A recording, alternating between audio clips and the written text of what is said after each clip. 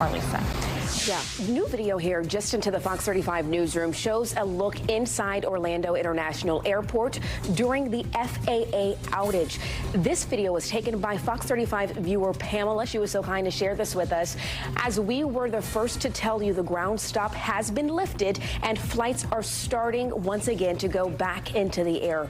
Airports, though, will likely be working all day around the clock and possibly into tomorrow to get back on track. Joining us right now is Captain Shim Malmquist, a professor at FIT and also an international pilot. Good morning to you, Captain. Thanks for joining us. Good morning. Thanks for having me. All right, let's get right into this. First, we had to deal with FlightMare over the holidays, right? That was a nightmare in itself. Now, this FAA technical outage overnight. Can you give us an idea of what the FAA is dealing with right now?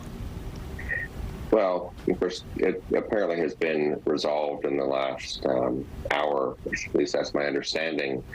But the system that went down is called Notices to Air Missions, and it is a system commonly just called the NOTAM system that provides critical safety information on outages, inoperative equipment, for navigation, airport sections that are closed, for example, closed runways or taxiways, as well as obstacles, for example, if a crane is up or things like that.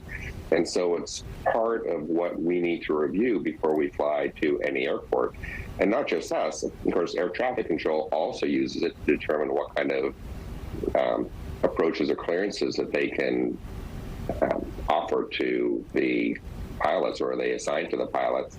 And so having no access to this information definitely can create a critical safety problem. It may not be, but of course there's just no way to know. And so they decided to stop all traffic until they could sort it out. It's an amazing mess. Yeah, it really is. Put it. Tell me this, in all your time in aviation, have you ever seen anything like this? No, we've seen local areas, but really nothing like this. Now, part of it is because we've migrated to computer systems, and previously they would send the information to all the different what they would call flight service stations and facilities via literally teletype. Like parts of the world are still using that, and they would just have a hard printed copy and they could refer to it. But now everything is on a computer, so once that's gone, it all just vanishes instantly. We've kind of moved away from any redundancy for that at this point, which is obviously problematic.